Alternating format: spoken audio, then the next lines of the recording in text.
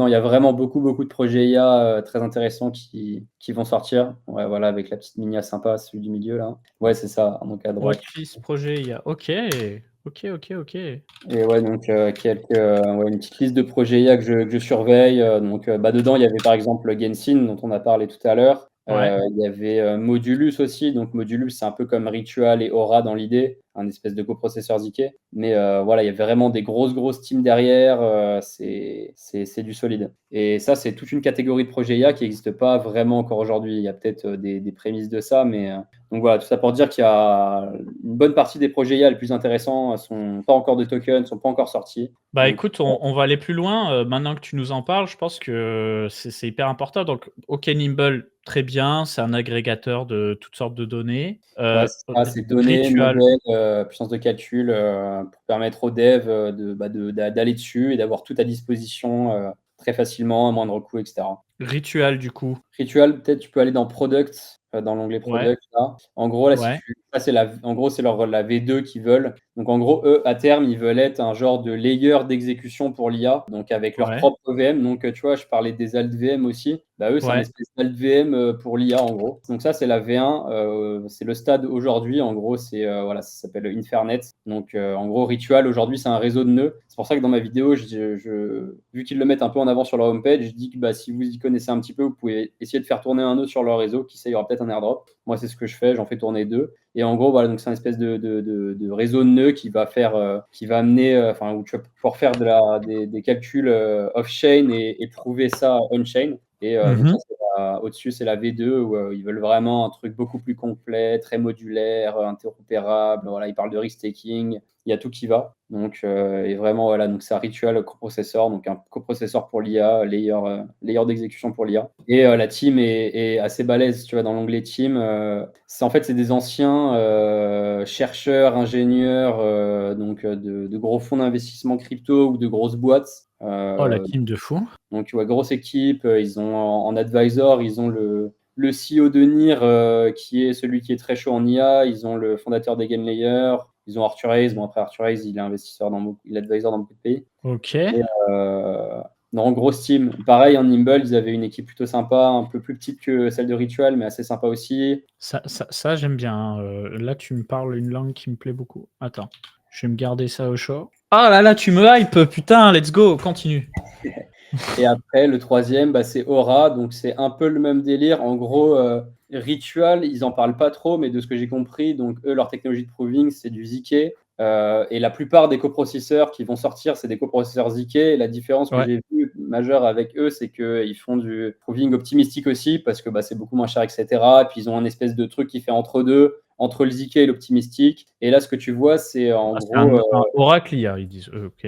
C'est ça, après Oraclia, ça veut un peu tout et rien dire, dans le sens où Ouais. Ritual, par exemple, aussi, tu peux aussi catégoriser ça d'Oraclia. Mais en gros, ce qui est bien avec OAO, c'est que tu vois directement que là, sur la page ajoutée, tu as donc deux modèles d'IA. Donc Llama 2, c'est un modèle d'IA, pour ceux qui ne savent pas, c'est un peu un équivalent de GPT, donc du modèle qui fait tourner ChatGPT. Et Stable Diffusion, donc il y a un espèce juste à gauche Ouais, là, pour faire des images, ouais. faire donc un équivalent de mid-journée, mais pareil, c'est pas le modèle qui fait tourner mid-journée, mais un peu un équivalent. Et Mmh. derrière, tu peux rentrer ton prompt et cliquer sur Generate. Et le problème, c'est qu'aujourd'hui, c'est les frais Ethereum, donc ça fait très cher le prompt. Mais OK.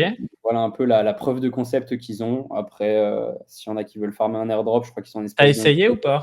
Non, moi j'ai pas essayé, je voulais pas payer 25 balles quand c'était Donc quand j'ai regardé. là, l'idée, c'est quoi? C'est je génère un prompt, je paye, ça me génère un truc et il est, consigné on-chain?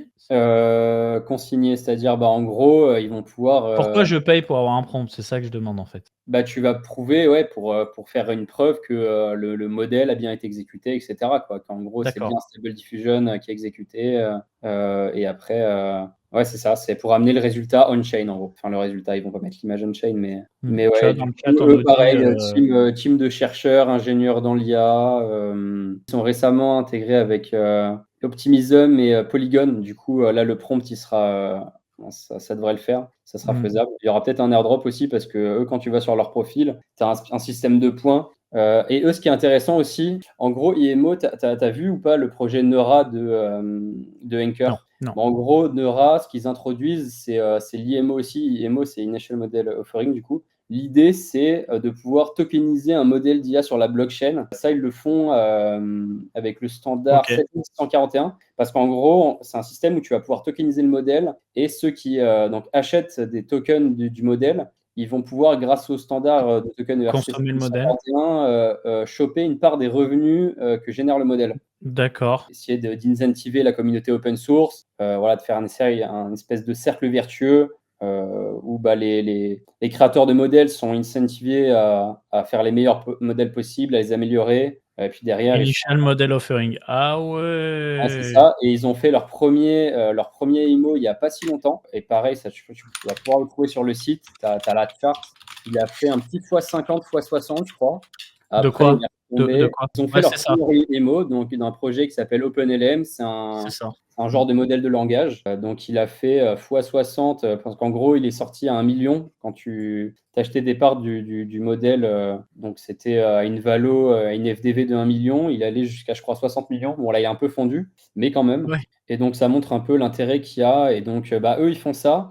C'est un concept intéressant. Tu as du coup bah, le projet de Anchor Neura qui fait ça aussi, qui va mettre ça en place. Donc, ouais, je pense que s'il y a un peu Ah, il y a d'attention qui revient sur les altes et tout, non, je pense que ça peut être intéressant en vrai. Je pense qu'il Et peut y comment avoir. tu as trouvé tout ça? Parce que personne n'en parle, j'ai l'impression, sur Mattel ou Mattel pue la merde, faut que je la Ouais, non, change. non, personne n'en parle en vrai de vrai. Comment j'en ai entendu parler? En vrai, c'est vraiment du. Dig d'IA et Ouais, c'est c'est le ça. trou du lapin. Je T'en tombe as dessus. où je vais. Il y en a beaucoup que j'ai trouvé tout bêtement en allant regarder qui follow le projet. Ou genre, je trouve un premier projet, Ouais, par exemple, je vais sur le Twitter de Ritual, je regarde qui follow. Et puis après, j'essaye de follow des gens qui sont plus ou moins pertinents. Et du coup, vu que je follow tous les projets IA un peu sympas, quand je vais cliquer sur un projet IA, je vais déjà avoir une pré-due diligence qui est faite parce que si je vois que le projet est mmh, follow par 4-5 projets que je follow déjà, très ça me clair. Ouais, ouais, c'est comme ça que je fais normalement, mais je me suis pas perdu dans ce trou du lapin là. Tu as plein de projets IA dans le viseur. On te parle de coprocesseurs, IA, très bien. L'intérêt à terme, c'est quoi? Je veux comprendre ta vision. Pourquoi ça t'excite et quelle est l'utilité, au-delà de la spéculation selon toi? Bah, au-delà de la spéculation, comme je t'ai dit, en gros, c'est vraiment, ils partent du principe que dans le Web 2 aujourd'hui, tu as pas mal de problématiques. Ouais, qu'en gros, un peu comme Bitensor, hein, que toute l'IA est très centralisée, Ouais, que rien n'est open source, donc enfin que rien. Tu as des modèles qui commencent à devenir open source, mais que la plupart des modèles sont pas open source, donc les créateurs de modèles, ils peuvent pas en profiter. Que les créateurs de modèles ne sont pas forcément rémunérés pour leur contribution et que tout ça, c'est pas forcément accessible à tout le monde, etc., que ça coûte cher, qu'il n'y a aucune garantie de confidentialité et tu sais pas si derrière le modèle que tu as exécuté, c'est bien, par exemple, si tu fais un prompt sur ChatGPT-4, tu sais, n'as aucun moyen de savoir si c'est bien GPT-4 ou GPT-3 qui a sorti son prompt. Donc, c'est tout ça. Après, moi, honnêtement, je ne suis pas un spécialiste de l'IA plus que ça. J'essaye de suivre les craquitos du domaine qui s'intéressent à ça, qui, eux, ont l'air de vraiment de dire que ça répond, parce que tu vois, moi, ça ne me parle pas forcément. Les problématiques que je viens de te citer, moi je ne les vis pas au quotidien, donc je ne sais pas à quel point c'est chiant, à quel point il faut résoudre ça. Mais j'ai quand même l'impression que voilà, il y a quand même de gros avantages, il y a des grosses têtes qui travaillent dessus, donc il y a aussi de ça. Hein. bah, c'est ça en fait. Le truc, c'est que quand c'est des layer one, moi ça me parle parce que de base, quand je suis arrivé dans ce marché, j'avais une problématique, c'est simple, c'est comment faire du micro-paiement. Pour ça que Solana, ça m'a beaucoup plu.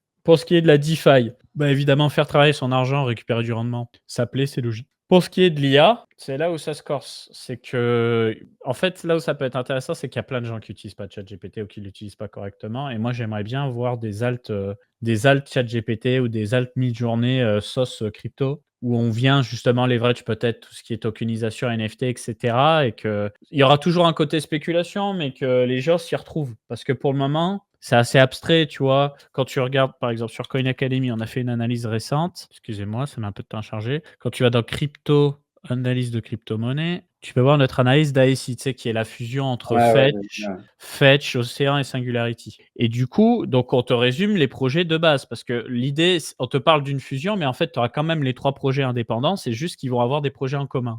Donc Singularity, ils sont dans quoi? Dans proposer une espèce de marketplace de données, enfin même proposer une marketplace d'outils J'avoue, je connais pas de ouf Singularity et Ocean, mais ils vont garder leur token ou De leur ce que je token préféré? comprends, OK. de ce que je comprends, hein, Mais ouais, de ce que Fetch AI, je par vois exemple, tout dedans. ce qui est agent autonome, ça, c'est assez intéressant. Je maîtrise pas trop ça, cette histoire d'agent autonome. Bah, c'est un peu partir du principe qu'on est sur la blockchain, donc tout est régi par des smart contracts, qu'un smart contract, c'est un peu débile et que Ouais, du coup, rajouter une couche d'intelligence, par-dessus les smart contracts pour tout un tas de raisons, pour effectuer tout un tas d'actions différentes, ça peut être intéressant. Ça, pour le coup, je OK. pense qu'il y a, On me corrige dans le chat, ils vont tous migrer sur le jeton ASI, ouais, OK. ces projets, mais ils vont quand même, gérer leurs trucs indépendamment et en commun. Merci beaucoup pour la correction. Je suis encore pas tout à fait à l'aise sur ces sujets et là, ça va être mon dig des prochaines semaines, mois, parce que je pense que c'est là où ça se joue. Faut pas être magicien. Qu'est-ce qui marche? C'est l'IA parce que,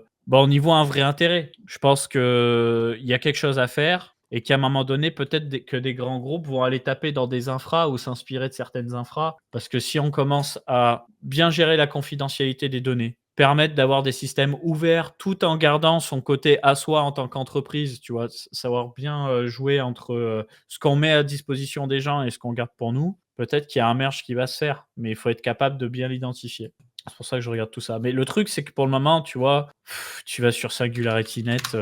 Mais c'est ça le Souvent. problème, hein, on est d'accord, hein, mais après ça, c'est le cas pour l'IA, mais c'est le cas pour l'énorme majorité de tous les autres projets crypto, hein, c'est que c'est un peu de la spéculation sur plus tard, ça sera Ouais. incontournable, plus tard on sera obligé de l'utiliser. C'est clair qu'aujourd'hui, là, les projets IA dont on vient de parler, bah, clairement, ChatGPT fait le taf, nous, on ne vit pas les problématiques directement, mais bon, c'est le cas pour à peu près tout pour l'instant, hein, qui utilise des projets qui utilisent la blockchain tous les jours aujourd'hui, ouais, non, clairement, après, comme disait, j'ai vu un commentaire dans le chat qui rappelait que oui, le but de la blockchain et de tout ça, c'était aussi de permettre de réduire les coûts. Bah, typiquement, les projets d'Epine dont on parlait au début, typiquement les agrégateurs de GPU, bah, c'est l'idée, hein, c'est de mettre à disposition des ressources en puissance de calcul pour moins cher que les solutions traditionnelles. Parce que partir du principe qu'on peut tout mettre en commun, etc., c'est vraiment essayer de mettre en place des systèmes pour d'incentives décentralisés, c'est un peu le but, hein.